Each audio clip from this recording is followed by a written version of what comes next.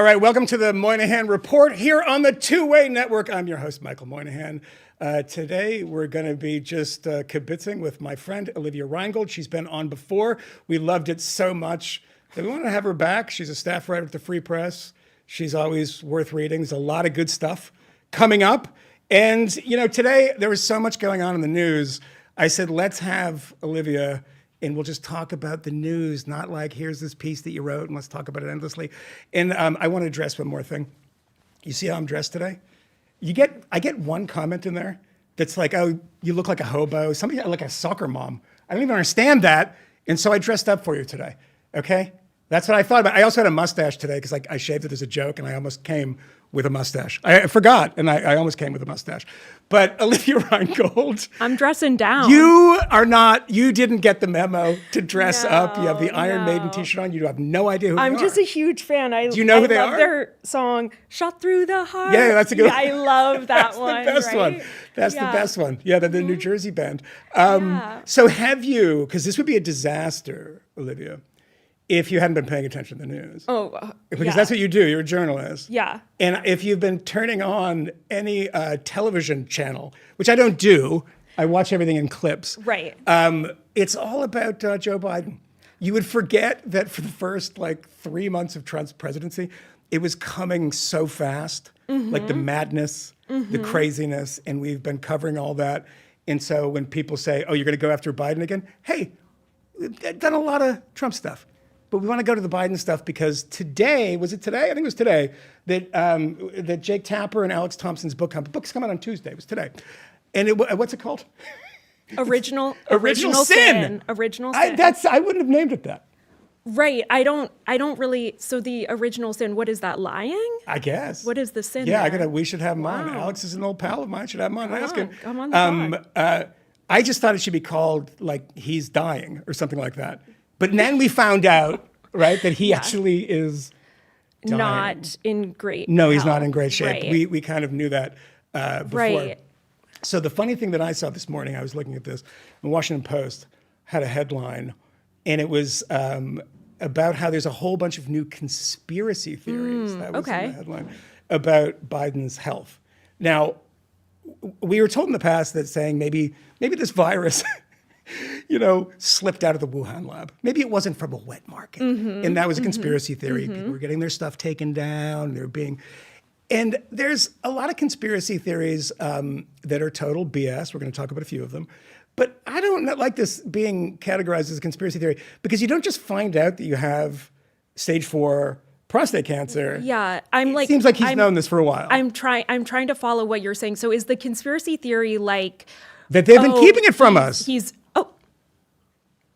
But the Washington Post said it was a conspiracy theory. There's a lot of reporting that shows that he's that's old? more likely than not. Yeah. But the Post is still doing what they have done and what the Tapper and Thompson book is basically about is that, whether it was deliberate collusion, the press really said, we can't ask these questions. This is inappropriate. This is inappropriate. Right. It's ageist. It's et cetera. I want to show a clip to start this because I don't watch the show. I want to be honest about this. I do Megyn Kelly's show a lot, and she has a thing that every time I come on, she plays clips from The View because it makes me so angry. Because I don't know who. I know Whoopi Goldberg. She was in that. Right, I don't know. I don't know. There's that one, Joy.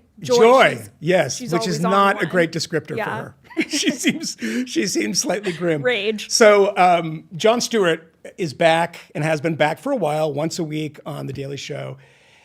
He did a thing about Alex Thompson's book and Jake Tapper's book.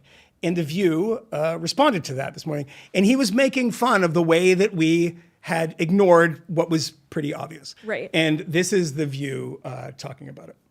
So should anonymous sources who talked to Tapper have spoken up about their concerns while he was in office, while he was still in office? And my other question is, why is this important to know now? Yeah. Well, that's what some people are. Yes, okay. please. Yes. Here's the Trump's atrocities. I'm going to list them for you. When is Jake Tapper going to write a book about the cognitive decline of the person who is in charge right now? I would like to respond to that. I saw him the other day, and all he's doing is hawking his book on the CNN. and he's flanked The by other CNN. people, Ryan Stelter and Van Jones, also hawking his book. When did CNN become a place to hawk your book? Is Wolf Blitzer coming out with a cookbook? But by the way, No, he's not coming out with a cookbook because he's not a chef. Right. Jake Tapper is a journalist, and this is journalism. But this response was astonishing to me because they've turned, it's a very big show. Right? Yeah. It's, do you watch it? What? I don't what? know. Like a daytime? Like, don't know, no, genuinely, I'm sorry. I don't know who watches it. It's Old a yeah. that bad? I don't know. No, I don't watch it. I will say I do think that question of why are they telling us this now is honestly kind of valid because So, this yes. should have been reported Correct. previously. But I guess Correct. it's better now than never. So there's two versions of this. One is, why are they telling us this now? They should have told us before. Right. And then there's, why are they telling us now? Because Yeah. the only thing we should be focusing on is Donald Trump. Because Right. this issue has been out there in the ether, by the way, since 2016. This is Right. not something that is new. And this is a clip from The View that I found today from a year ago, from 2024, when this same issue was coming up. Why are they telling us about this now? They should have been telling us about this then. This is then. Here's a clip from 2024.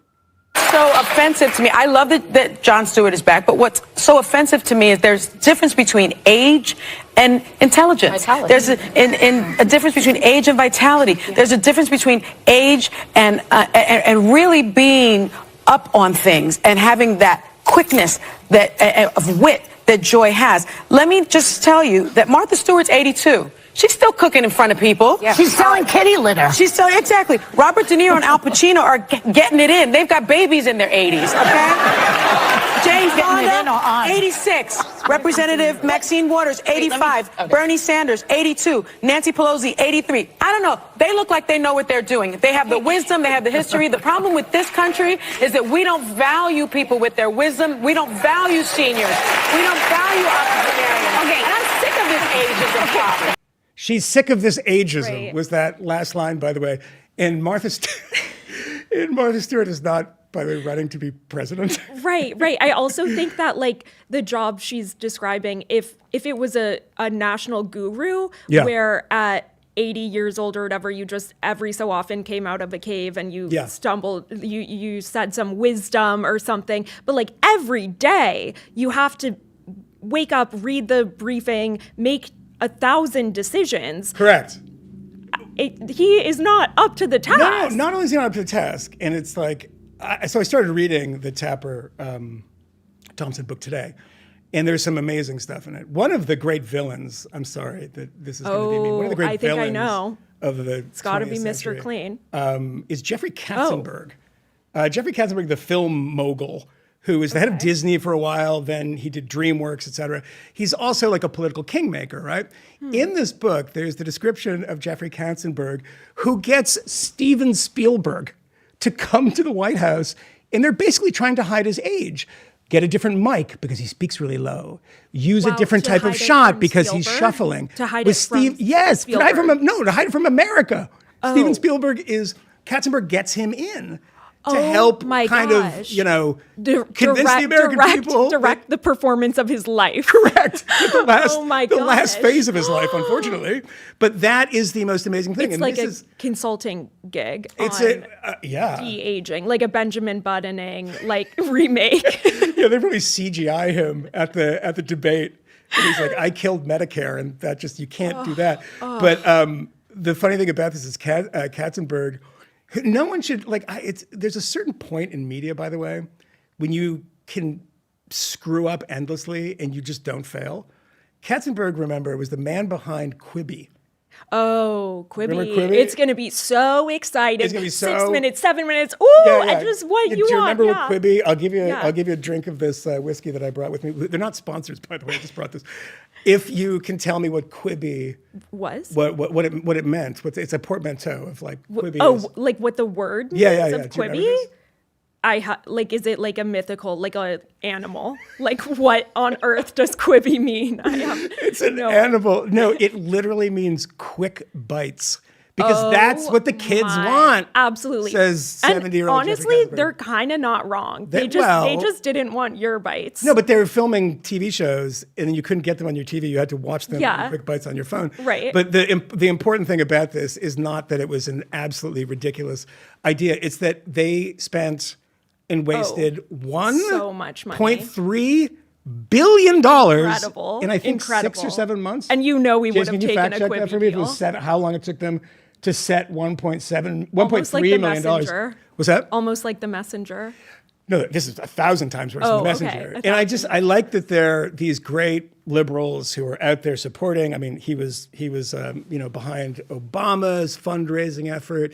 In the book, he's arguing with George Clooney about writing this op-ed in the New York Times saying the guy's lost it. Right. 6 months. It was 6 months. We have it fact checked from Jason. 6 months, $1.3 billion. That's, by the way, should be disqualifying. My God. Well, also, sorry, I'm probably misremembering this, but isn't that kind of giving Kamala a run for her money? Didn't she burn through a I'm similar sure. amount? I'm sure. A similar fund? Yeah. The Quibi of politics. She's the female Quibi. She's the Quibi of the Democratic Party. But the Democratic Party, by the way, is all Quibis at this point. Absolutely. And we should just use that as a phrase now. Guy's such a Quibi. That's so true. It burns not so bright, but just burns out quickly. All right, I'm going to play one more clip. The initial Jon Stewart thing they were referencing is a funny bit. He did a funny thing today, but it ends on this, which I thought was really kind of odd. And this is Jon Stewart from today, I guess today or last night, Monday or Tuesday, talking about the cancer announcement and the timing of it, which is curious to some people who I suppose are conspiracy theorists. Nothing could slow down this coming feeding news frenzy about Biden's cognitive health, other than maybe a report on his actual physical health, which was not good. But now we got ourselves a little problem. You've prepared an entire smorgasbord. Smorgasbord. Based on what you thought would be a relatively uncomplicated story about mental decline. News has the countdown clock. They got the book graphics. They got the CNN Happy Meal tie-in toys. But now, doing the story seems almost disrespectful. Forgetting about the fact how weird it is that the news is selling you a book about news they should have told you was news a year ago for free. That last bit I wanted to include because it's true. But it's disrespectful. You know, it's funny that it's a joke show, but that's the clown nose on, clown nose off. He's making a real point. The conspiracy theory, quote unquote, is that this was deliberately dropped because that would be the idea, that it was disrespectful, right? It had to have been. I helped contribute to our reporting on this at the Free Press and spoke to a doctor who was absolutely puzzled by this, saying there are only two reasons how something like this happens. It's either deception or such incompetence. It is probably malpractice. Yeah. He was saying this is the kind of result you see of someone in a third world nation. Correct. And that prostate cancer is, if intervention happens early, it often can be successful and you can live. It's very rare that it gets to that point. And so it raises ginormous questions. And so they likely have been sitting on this for, it could be years. I think it's safe to assume it's at least been months. And so you have to imagine the decision of when to release this is strategic. We don't know what that is. It could be the nature of his health currently. Yeah. Like maybe he's at a pressing inflection point. Yeah. There are a lot of possibilities, but one of them has to be public perception. I mean, it has to be, also in the sense that, you have about, 5-6 months basically, in which if they found this out in that time, which still is a very short, according to most of these oncologists, a very short period of time, it's a blood test. The blood test will tell you. Right. And at this age, you're getting them all the time. Right. They said also that he was not having cognitive tests in the White House too. So there might be some massive malpractice, but I think the most logical thing here, and this is what I guess the Washington Post calls a conspiracy theory, Right. is that they were keeping it from the American voters as they were keeping the decline, which is what the Tapper and Thompson book is about. If they're keeping that from us, Right. that is clear cognitive decline, so much so that the intervention from somebody like George Clooney came because they thought they were going to lose, right? It's like, we're going to lose this because what's going to happen is, well, the Clooney thing, I think, came after the debate.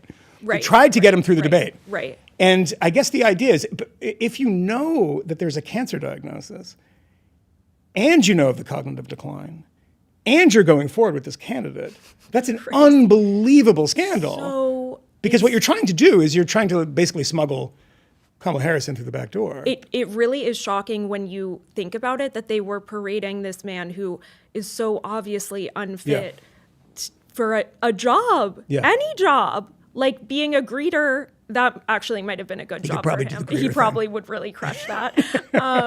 But they were telling us not to believe our own lying eyes. Yeah.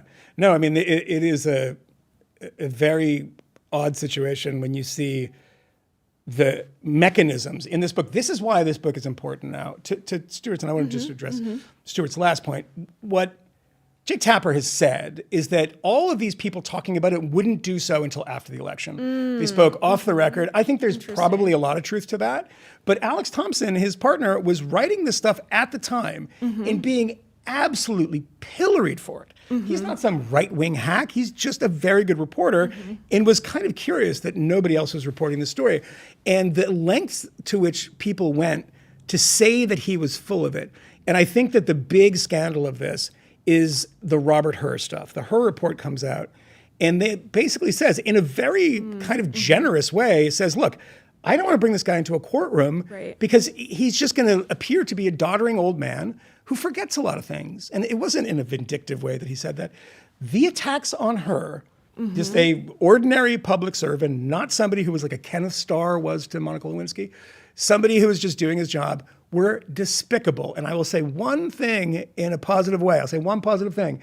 Tommy Vitor, who is on the Pod Save America podcast and was, an Obama, I think, NSA official, apologized for this on Twitter 2 days ago. He said, I attacked Robert Hur, and that was shitty of me, and I'm wrong. I wish more people would do that. Tommy Vitor, congratulations to him, being like a moral person in Washington, D.C. Yeah, but the number of people who were attacked for pointing out something that was pretty obvious and was obvious to a lot of Democrats, and that's the thing that you take away from this book. But I guess let's see how far the revelations go, because, I mean, I would love to see who he backs for 2028. Who? Joe Biden? Tommy Vitor. Oh, Tommy Vitor. Like someone like that, like a Democrat. That was very ambitious, if that was Joe Biden. No, I don't know about that. I'm just making the point that all these kind of establishment people, that is big of him if he admitted fault there. Yeah. But I am not really convinced that there has been soul searching. No. Yeah. No, there's no soul searching. I mean, someone said to me this morning, look, what do you expect? It's politics. These people's, their job is to lie. So cynical. And it's true, but it's depressing. I mean, the thing is, if that is the standard, and this has happened with Donald Trump too, the frequency of the lies, there's so many of them, you just forget about them very quickly, that he said X or Y. That's not our job as journalists. Our job is to remind people constantly. The job of the journalist is not to run interference for an administration and to attack a journalist like Alex Thompson, who's doing a very good job and doing an honest job, or attack the special counsel like Robert Hur. Our job is to actually cut through the thicket of bullshit that is never ending from DC. Right. I mean, you go and you bullshit people from the lectern, and then you get a show on MSNBC in what, a month after? Not even a month after? But it does just make you wonder why. Why were they so obsessed with downplaying or even concealing this? Because the alternative would have been that they actually would have run a viable candidate. Yeah. They actually possibly could have won. There's so much, I think politics, if it were not a contest of competing tribes and loyalties, if it was just people having sensible thoughts about who's most likely to win, Right. then we would have a different issue. But the fact that Kamala Harris became the nominee, and I think that even people who supported her and supported her vigorously now, privately to me anyway, acknowledge that she was a historically bad candidate. She's just a bad candidate. The word salads, the fact that she didn't want to, I mean, keep in mind, we had Joe Biden who didn't want to address the public, didn't want him, Operation Bubble Wrap, which was literally what they called it, to keep him away from the press. They wanted to keep her away from the press too. Right. You have two Democrats, like seriously? Yeah. Why not? Yeah. Well, they said it would be a bad look. The first African-American female vice president, it's her shot. Right. So therefore, it's like, I think an open primary in which Democratic voters could make that choice would have been a much better situation. I don't understand. So they're operating based on some racial hierarchy where they're that for sure. This time around. Yeah, for sure. I mean, that's absolutely true. And I mean, I don't think it's even controversial to say it. Yeah. I mean, you can say whether you agree or disagree with it. But I think that you would hope lessons would be learned. Right. In the fact that these people said, democracy's on the ballot, right? How many times did you hear this? Fascism is upon us. And then honestly, look at the way they run their own party.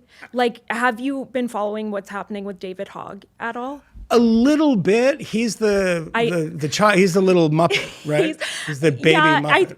If I had to guess, he's probably like 25. He's like 15. But yeah. I do actually really respect what he's doing. So he has this initiative. He is a vice chair at the DNC.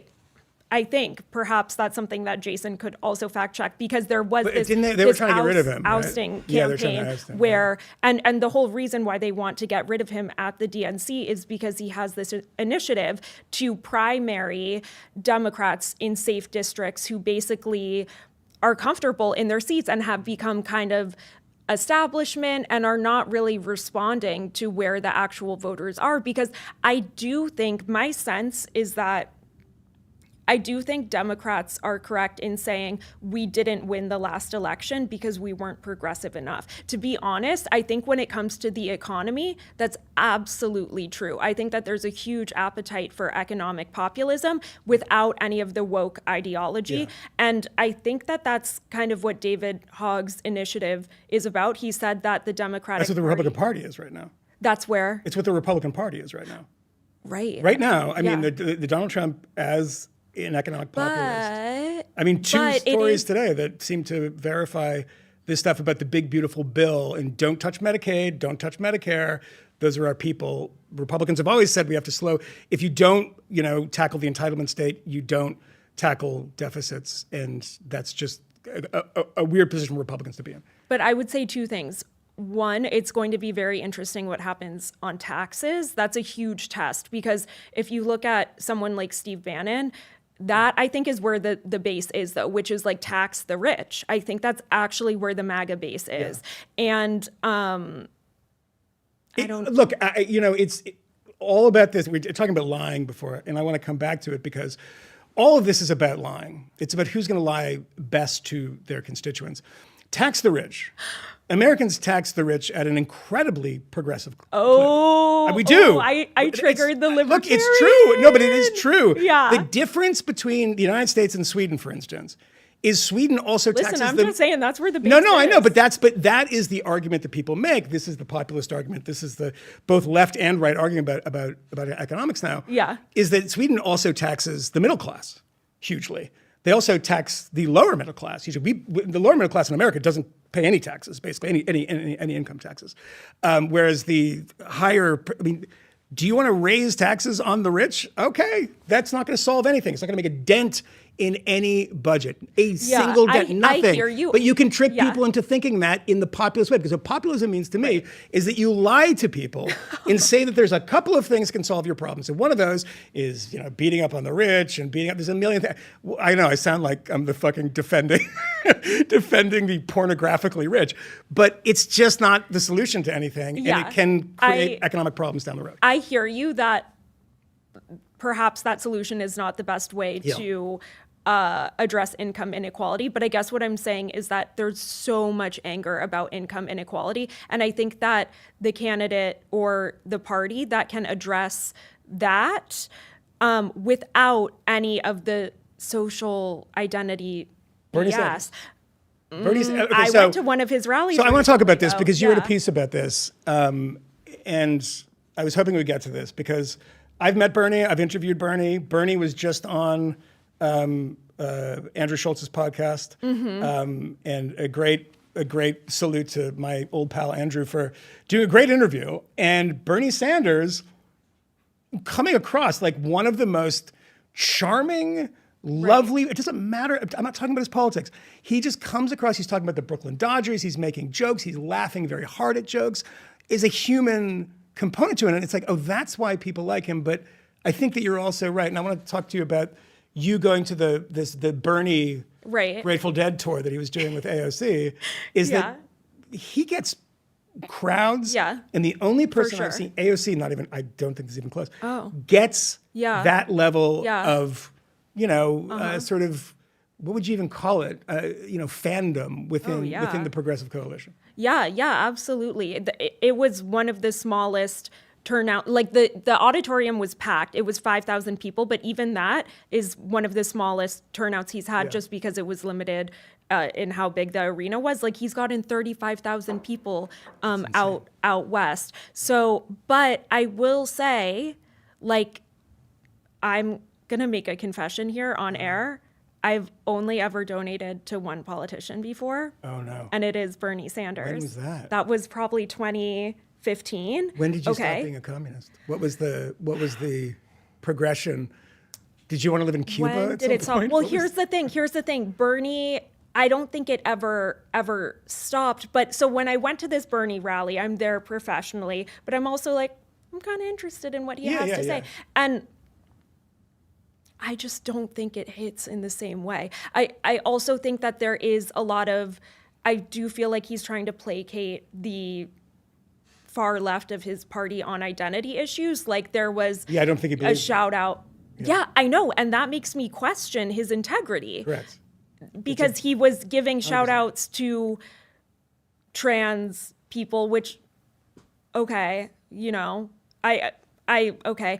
And then he came so close to calling the war in Gaza a genocide. Mm-hmm. So close. He said the quote was the horrific Netanyahu, which I understand. And which I think he would have said before October 7th. Right. That's kind of, I think he is probably playing up what he does feel is truthful to imply his position is further than he actually feels, if that makes sense. I think that there's a closing of these gaps in a lot of ways between the parties. Donald Trump, there was a story today that he was pushing Netanyahu because he'd been seeing images out of Gaza. Oh my God. And he said they have to, I mean, it's like he it's just always downloaded been, TikTok. It's literally, it's always been that way with him. I mean, he had his Afghan policy in the first term was because I think as somebody reported that someone showed him pictures of women in Afghanistan wearing like skirts in 1978. Yeah. He was like, we should get that back. He does understand the power of an image. Yeah. And so he is,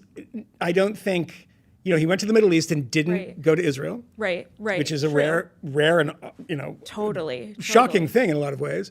On that issue, I think it's similar. Mm-hmm. I think there's a lot of people on the progressive end. We just had Josh Citarella on the show, who's a self-identified Marxist and is like, the identity politics is dumb and bad for progressives. And so that's an overlap. The economic stuff is a lot of overlap. I mean, what America's going to need pretty soon is a party that resembles the sort of Reagan Republican Party from 1985. There's an identity crisis in liberalism, in progressivism, and it's about 10 years after the conservative identity crisis, which has been solved. It's been solved, but I solved not to. Yeah, because the party is so unified right now. It's so unified because it's popular. It works. I mean, but okay. So when you were talking earlier, you were saying that's economic populism. That is MAGA right now. But there is this thread which I'm not sure Trump really represents, but kind of the rest of his party is game for this, policing language really intensely. I do think that there is a woke right, you could say. I think it's absolutely and so there isn't really a true economic populist currently. Well, giving people power, it's how you always see them act. I'm going to skip ahead to something here. I was going to get to this, but I want to get to this Jeffrey Epstein thing. Oh. Can we get to that? Because this is pretty fascinating. We'll get back to the people wishing death upon Joe Biden, which is insane. Yeah. But Kash Patel is head of the FBI, and Dan Bongino.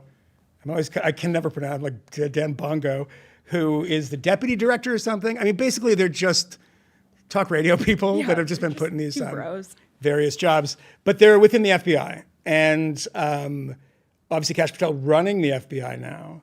And he's on with Dan Bongino, they're on Fox News, in Maria Bartiromo, am I pronouncing that correctly? Asks Kash Patel about Jeffrey Epstein, which is a very weird fixation of the MAGA right. People really want to know. It's we can get to the files. We need the Epstein files. Like MAGA has an obsession with this. So Kash Patel, Dan Bongino, super MAGA people are asked this question on Fox Business with Maria Bartiromo. You said Jeffrey Epstein committed suicide.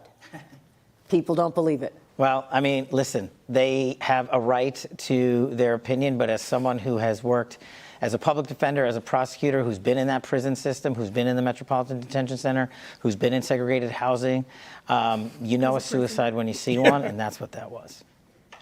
He killed himself. Again, you want me to? I've seen the whole file. He killed himself. The reason I bring that up is the response by Twitter. The MAGA Twitter is that, look, they got captured by the swamp. They got captured by Washington. All these people have these ideas, populist this, populist that. They come to DC, and the next thing you know, they're captured by the institutions. These are two people who believe, they've seen the evidence. I mean, they look like, I'm shocked that people think he was murdered. I still can't believe it. Who was also shocked by this response was Tucker Carlson. Oh, really? So Tucker Carlson has a guy on who I think was a former CIA guy. I have no idea who this guy is. I mean, he's probably has a bazillion followers. Yeah, I'm not saying you should book him. Yeah, I don't know. I'm not in an insulting way. Nobody knows who I am. This is Tucker Carlson talking to his guest about that Kash Patel, Dan Bongino interview. Wait, what are you talking about? I thought we could all sleep well at night now knowing that Epstein legitimately killed himself, right? What was that? Did that just come out? It's just two guys that I really like. I mean, I love Bongino, but he's a friend of mine. But you weren't convinced by that? No. Why? I mean, I've dug into that, and it's just so spooky what's going on with that, and how nobody. I mean, how do you charge a guy with sex trafficking when there's no end users that have been charged? Who did he traffic to? Well, that's a great question. That's a great question. I don't know. You got me on that one. I mean, right? How do you charge him with that if there's no? I mean, if that's where the trail starts, where does it end? We haven't. So, I think there's just a lot more going on than the majority of people know about. What do you think that was? What do I think it was? Yeah. I think it was a blackmail operation. What do you think it was? I think it was a blackmail operation run by the CIA and the Israeli intel services. Oh, I was wondering. Yeah, I got to it. I was wondering. He got to the Israelis. Yeah, It didn't take long. It only took about 45 The ultimate seconds. conspiracy theory. The guest, I don't know his name, no disrespect to him. He does have to ask a totally fair question, but it's completely irrelevant, right? I mean, did he kill himself? Why are you not charging people on the other end? Right. Well, yeah, that's a fair question, but nobody has any evidence of this. The fact that they're offended that they're not going along with the conspiracy theories, like, hey, this guy's a friend of mine. This is crazy. What happened? It's like they have the evidence. They have a big dossier, and the FBI has access to it. They look through it and they say, well, the guy killed himself. And the response to the people who are their friends are like, have they been captured? This is complete madness. Am I wrong? I mean, to stand up, this is something I know very little about. I do think that there has been a lack of transparency. There's obviously a huge appetite for information here. Correct. And my understanding is that people want files that have not been turned over. I think that many of them have, by the way. This is the Epstein client list. Have they? All that stuff is public. Yeah. Have There's they? A lot, is that what people? Is that the the outstanding file. Well, the thing is, I mean, yeah, they have all sorts of conspiracy theories. I mean, what files, quote unquote, that they want is that these are people who have never lived in New York City. I can guarantee you that. Yeah. You know why? Why? Because you know what the evidence is? Okay, I'm asking people, what is the evidence? If you're out there in Zoom land and you want to come on and tell me, come and tell me, what's the evidence that he was murdered? Who did it? The guy who killed OJ's wife? Who did it? And you know what you're going to get? This is the evidence you get. The cameras, they weren't working. In a New York City state facility, the cameras weren't working. Right. I think nothing works in New York City. Are you kidding me? I really don't know anything about this. That does sound weird, but to speak with so much certainty. Oh, well, there's that too. It's not weird. I can see it both ways. That's so true. By the way, Kash Patel actually says something that is true. He's like, I've been in these facilities. Right. Do you know what he's saying? They're shitholes. Yeah. And they the guard wasn't paying attention? Oh, shocking. He makes $500,000 a year. It's like, no, I'm surprised that there is even a guard there. I think that people are probably right to ask questions, but that's not really what they're doing. They're saying with certainty. But they got an answer. They're saying with certainty that there was a cover-up. Yes. Yeah. They asked questions, they got an answer. And then they said, well, I don't know what's happening with that answer. They're not looking for an answer. They're looking for the message. They're looking for the narrative that they're put forward. I mean, you make a lot of money being a conspiracy. To be honest, the whole child sex trafficking thing, which, like I said, I don't know anything about, but I know some of these believers, and it's really like a metaphysical hole. Yeah. It goes really deep where I think even if, let's say Kash Patel on that interview said there was a cover-up, like, it would just continue and continue and continue. Yeah. No answer would be satisfactory. I mean, Tucker Carlson, that clip, by the way, was from yesterday, mentioned the JFK assassination, which he's obsessed with. We had the author of Case Closed, Gerald Posner, on, who wrote this book 30 years ago saying, yeah, Oswald did it. But they're so obsessed with this. And I was thinking when I was watching this, I hadn't thought of this. They're saying that, we need more of the files. They're not, even Trump is not giving us all the files. Do they believe that there's a receipt in there? That like the CIA is just like, we did it, don't release this. They didn't set it on fire. What are they expecting to find in any of this stuff? Because they accept the incompetence of the conspirators, but they don't accept the incompetence of the state of New York City. Mm-hmm. So it's very selective in this way, but it also speaks to the larger problem within the conservative movement that it's been taken over by crazy people who are conspiracy theorists because they believe that everything is a pedophilic sex ring. I mean, they had one of these women who was, behind one of the big progenitors of the QAnon theory on that dope plagiarist Benny Johnson's show the other day. And he's hugely popular. This stuff is a bit worrying. But increasingly, do you believe in the horseshoe theory? Yeah. You do? Sure. Okay, is that like a theory or is that agreed upon fact? It's not agreed upon fact, but I think that you're always going to have commonalities between extremists, for sure. For sure. Well, yeah, I mean, increasingly the extremes are leading to the same place, and it's often Israel. Well, it is often Israel because conspiracy theories begin one place and they always end with the Jews. It's never not happened throughout human history, so you're going to get there at some point. I think Tucker is slowly inching towards the Israel part of it. I'm not saying he's anti-Semitic. I'm just saying he's going towards the Israel part Huge difference. Zionism, Judaism, different. Well, I mean, every anti-Zionist is an anti-Semite in a lot of ways. No, I mean, every anti-Semite's an anti-Zionist. The other way, I think there's Jewish anti-Zionists and everything. I try to allow people some latitude on that. But that is the one thing. And the other commonality is they question power, right? They question a swamp. There's a conspiracy of people in Washington, D.C., and if you know people, if you've been a reporter for a long time, you know how incompetent people are. Yeah, you know that people can't keep any secrets. Totally. Our entire business works on the fact that nobody can keep secrets. Right. But they keep these ones. But we were just talking about Joe Biden. But they didn't keep it. Like, that was an amazing one because they tried to keep a secret that was debunked by every time Joe Biden was in public. Totally. Right? I mean, that was, totally. We didn't need the Jake Tapper book for that. There was, in retrospect, there was a lot of evidence right in front of us. Correct. Yeah. Which I think is what these people would say about Jeffrey Epstein and the prison cell and the cameras not working. Sure. I mean, I think the thing is that you can't keep the evidence from people, but when people point out the evidence, you can bully them into submission. Because I think there's a lot of people that I knew in journalism who knew that this stuff was true and didn't want to say so publicly.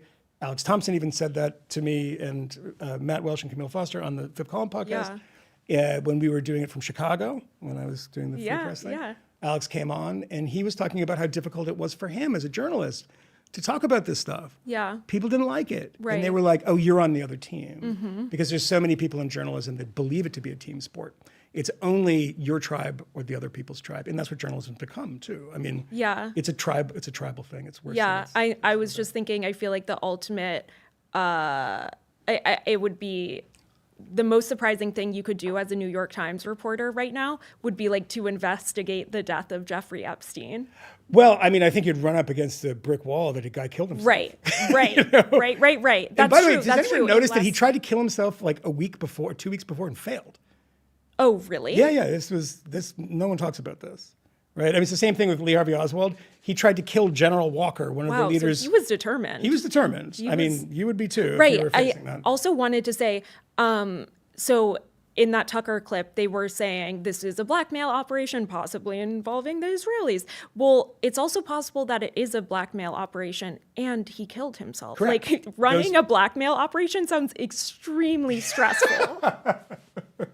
That is the best point of the day, is that you can kill yourself because of the blackmail operation. Right? I don't quite understand, why would that prove that it wasn't Oh my God, if someone was blackmailing me and I was in that prison, 100%. Oh my God, I would kill myself on day one. Yeah. And I wouldn't fail. I mean, he got the second time. Like, whoa. Well, no, I mean, he was good at like tax advice, but he was first time trying to kill himself. But no, I just mentioned the Lee Harvey Oswald one. Lee Harvey Oswald literally tried to kill General Walker, who was one of the leaders of the John Birch Society like 6 months before. And then we were like, couldn't have been him. It's like, no, he's literally, and then he killed Officer Tippit right after. Yeah. Who killed him? Yeah. None of this stuff ever makes sense because it's not supposed to make sense. Right. It's supposed to feed a broader idea about the world. Right. And the idea about the world that Tucker is going with these days is the deep state. It's all about this is part of the deep state.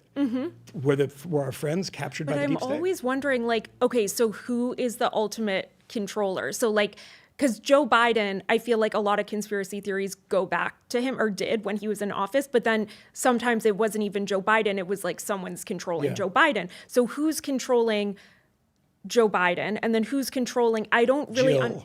Is Dr. Jill. Dr. Jill? But if you keep going far enough, is it the Illuminati?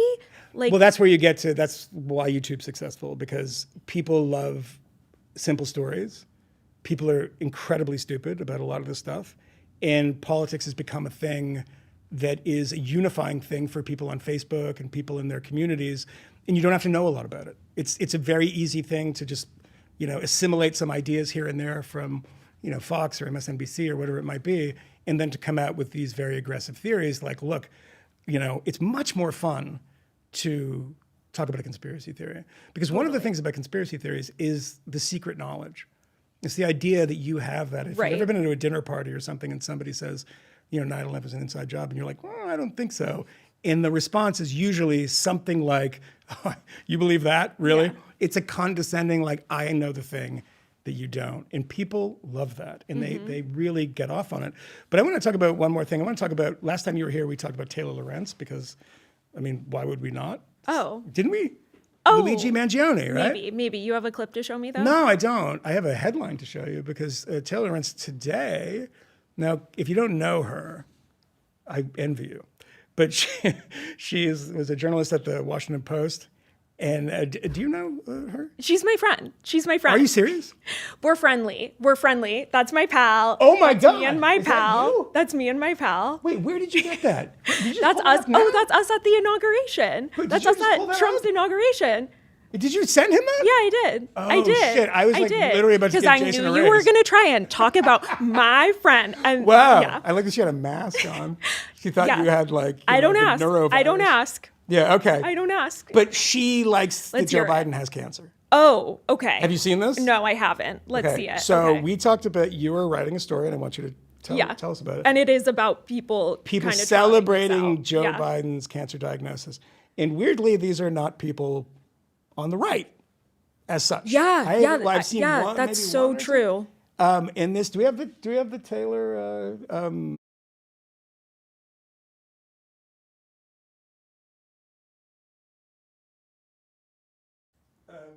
Taylor. And by the way, Taylor. Insult to my dead son for everyone to have health care is not a real quote because that is from Vice News.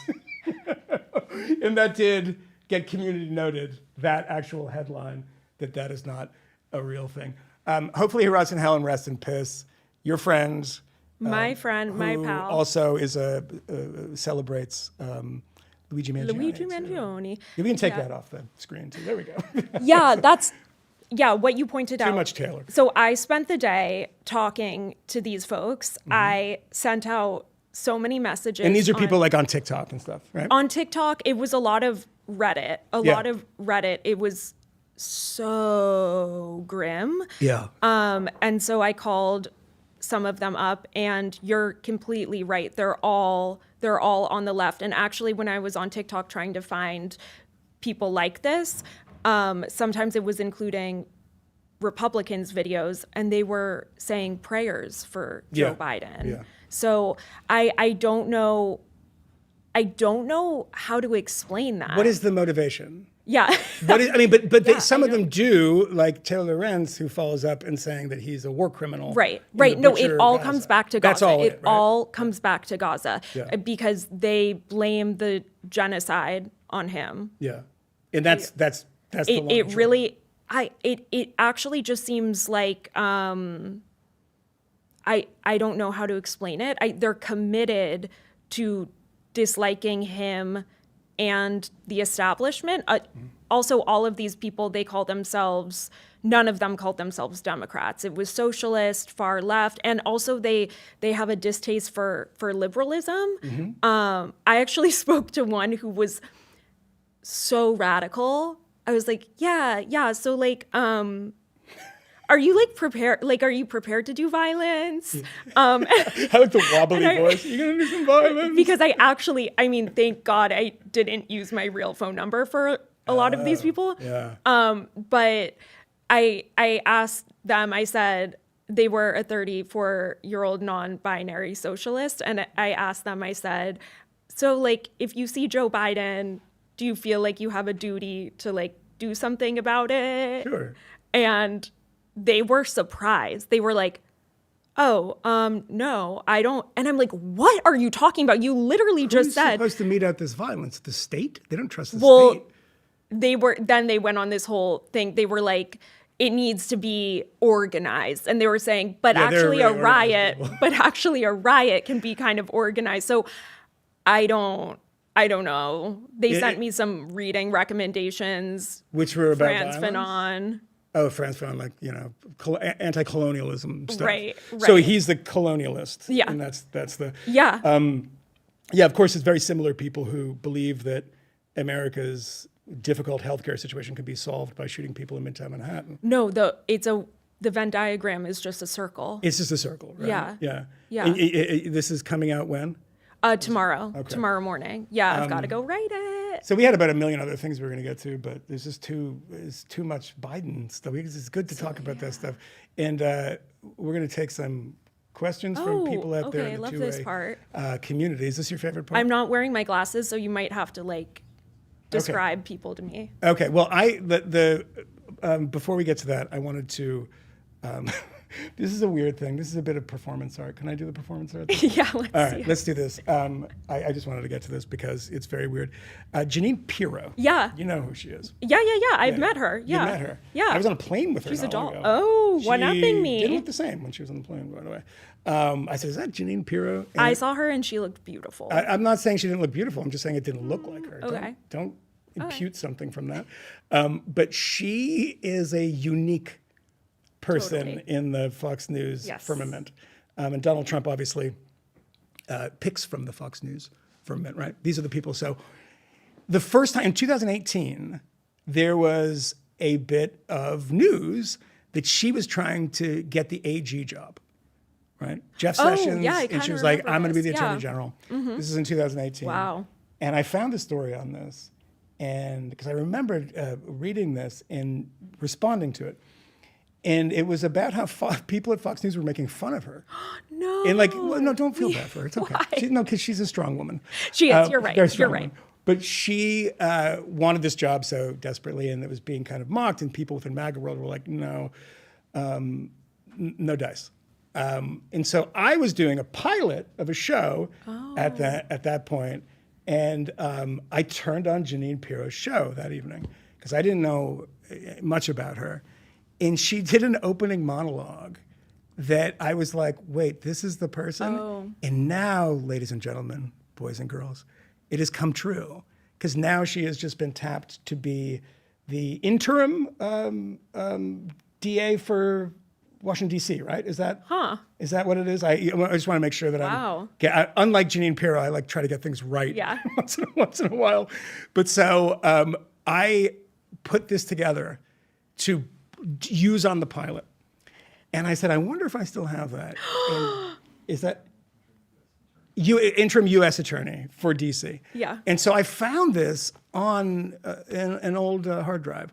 And so this is what my first impression of Jeanine Pirro was. And now it's a bit of art because a lot of the context is taken out of it. But the performance was so bizarre to me that I cut this together. And this is Jeanine Pirro, I think in 2018, talking about Mitt Romney, who she's not a fan of. Oh, okay. Mitt, you're full of it. How dare he to vote to convict the president of his own party? He took a stand he thought would impress others. It did. Mitt says his strong faith is the reason and that God demanded it of me. Who do these people think they're fooling? What a bunch of phonies. I can't wait to hear what they're going to tell St. Peter when they get there. Are you stupid too? You really are stupid. Because guys like you fold like wusses. Your jealousy of this man is a constant rage burning within you because you can never rise to the heights that he has. And by the way, you're an embarrassment. It was one of the worst home state losses in presidential history. But that'll never be as bad as the stain you have forged upon whatever legacy you think you have.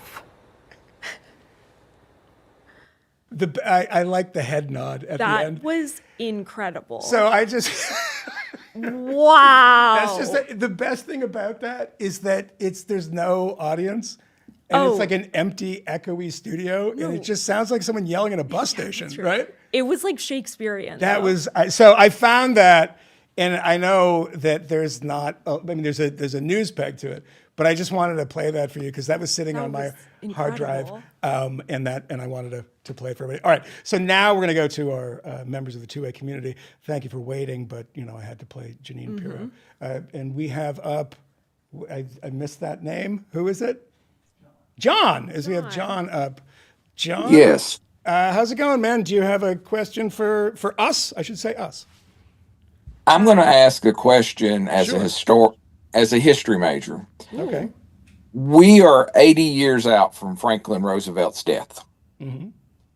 We are still not got a good medical history record of his declining health in 43, 44, 45. Yeah.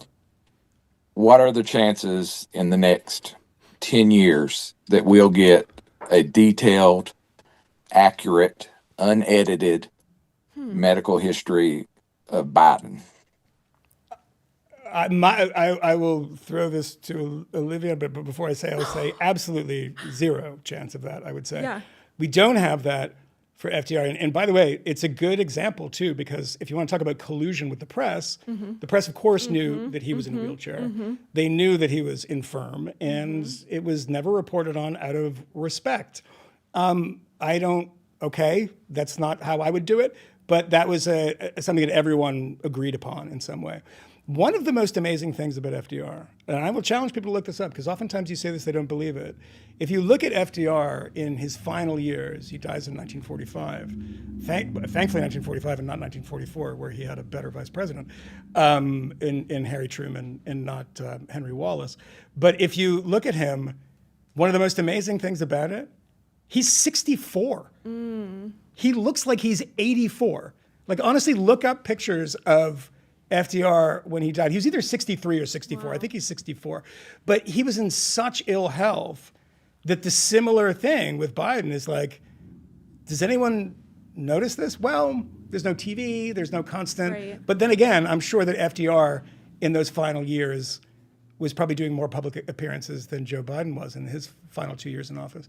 Olivia, what do you think that we'll Okay, get? that is a great question. But you said and like I'm people very- are like, I'm we need very to have impressed. hearings about this, and you know. Oh, yeah. So is the question, is it whether or not we'll get the actual White House kind of documents of his interactions with his doctor, or Yeah, I is don't it think more those are just like, yeah, those are HIPAA private, yeah. that's true, Yeah, that's they're not true. public, but yeah. But I mean, I honestly think that this reporting is probably the best we're going to get because it was reported in the moment. Yeah. But I will say now that the cat is out of the bag, there might be people who are really are ready to speak. And if you are, you can email me at olivia@thefp.com. Yeah, send her a direct message on TikTok. You spend a lot of time on TikTok.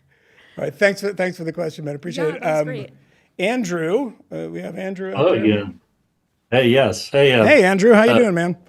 All right. Been a couple of days since I last saw you. He's a very persistent questioner. I appreciate Or it. Bud. Because he trusts me, I think. Yeah, that's right. I'd say that's right. Yeah, that's Very good. Hey, I had a few comments. I actually listened to the first 5 chapters of Jake Tapper's nice. analysis. Oh, yeah. And my impression is very damning and also very sad. Yeah. It's well worth listening. Jake actually narrates the audiobook, so got a good it's voice, well yeah. done. Yeah. Yeah, I listened to him. Also, I listened to Megan Kelly's show today with Jake and Alex. And she gave him a And pretty what- hard time, too. Like, I Yeah, think she, justifiably so. of course, that Irish in her really got her. Yeah, But, yeah. yeah. And I was so, yeah, were you surprised, Andrew, that Jake Tapper, knowing, I mean, last time when I was on Megyn Kelly's show last week, she mentioned that Tapper was going to be on. Obviously, they've known this for a while. I was kind of surprised he didn't have better answers prepared for some of these things about, well, were you kind of guilty of this too? Yeah, I know what you mean. Yeah, I could relate to it. He seems to be still kind of shell shocked by some of the reactions. Yeah. Thinking that Jake. I think hear some of the people attacking him, think he's trying to just make money on this and trying to rehab his career or whatever. But one interesting thing is that Jake Tapper said he had actually apologized to Laura Trump on that video, that segment that's been circulating all around about that, and basically said that she was right, which I did not know he had apologized, because people were saying, why don't you apologize? Yeah. And also it got, it did taper off. I know in terms of the contentiousness did taper off at the end. Yeah. But I was, he did seem like he was kind of stunned by the reaction.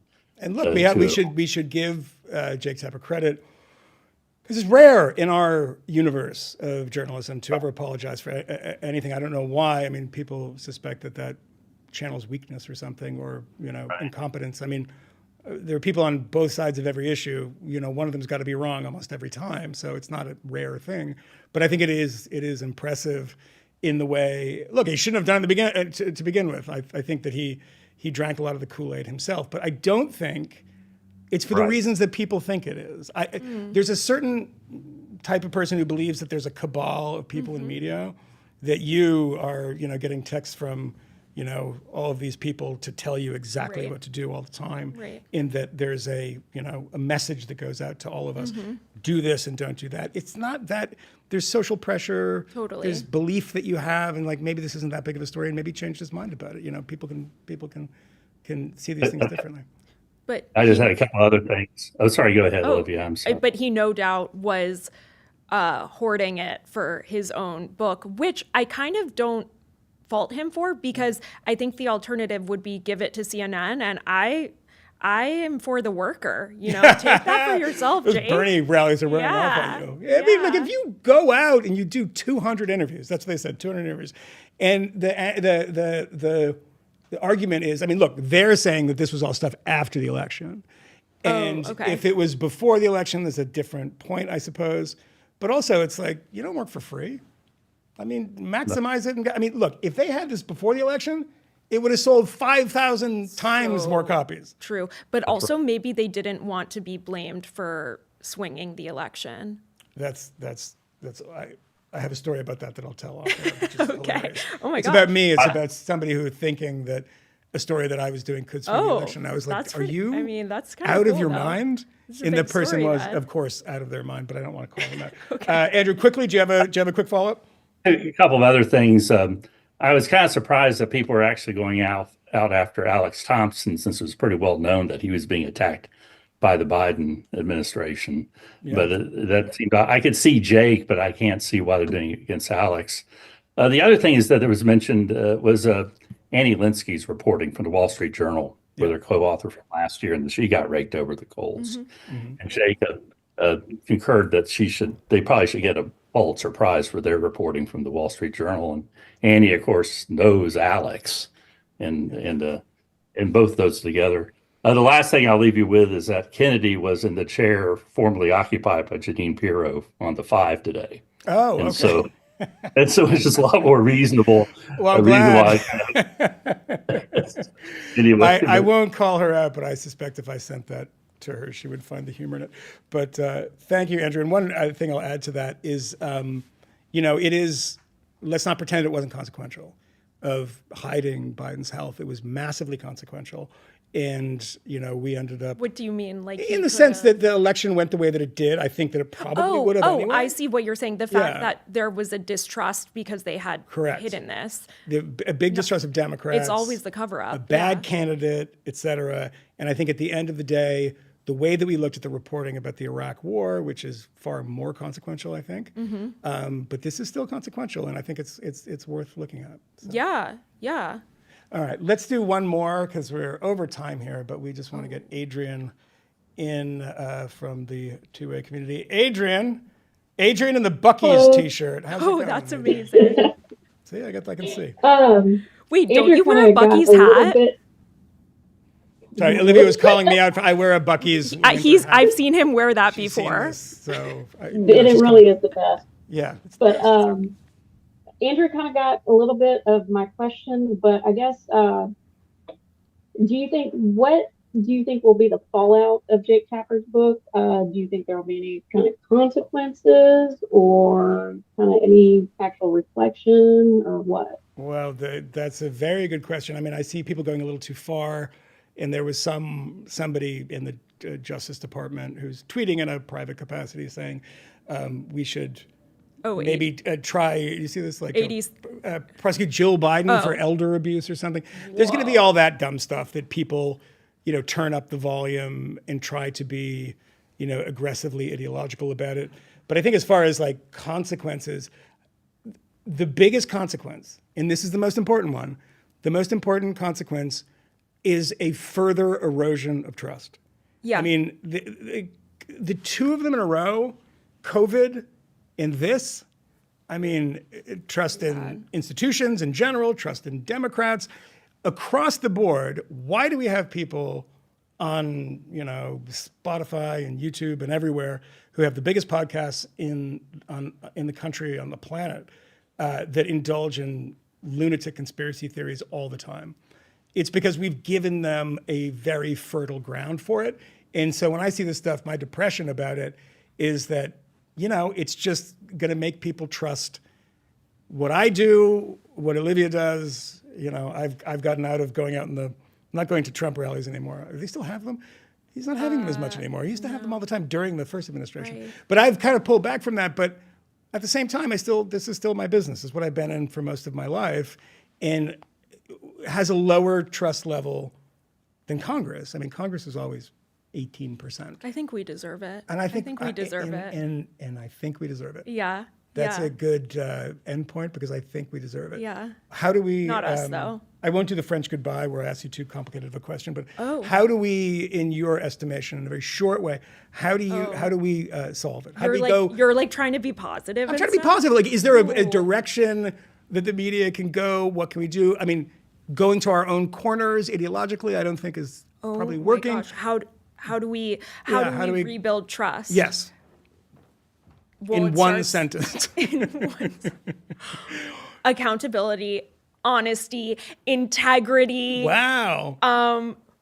Being brave. Everyone be brave. Tell your truth. By the way, I just want to say you have the hands of like a beauty pageant contestant. You're going be like honesty, integrity. No, that was what I was trying to do. Come on, journalists. We're we friends. got I this. can say that. Don't look at the nails because the nails are not giving them. So bad. Okay. I have to go to urgent care after this. Just joking. I can say these things. We're friends, and if you think this is bad, go. No, he's bullying me. Go he's listen to the Fifth Column episode where I told her to go back to being a blonde, and we talked about. I think I'm going to take the minutes. plunge. By the way, anyway, that's really. Yeah, I think I'm going back. Weigh in the comments. It's just time. It's just time. I'm ready to be cute again. Oh, you know?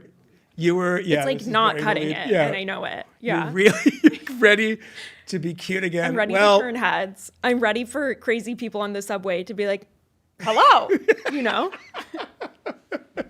And that man was me. All right. Well, thank you for joining us.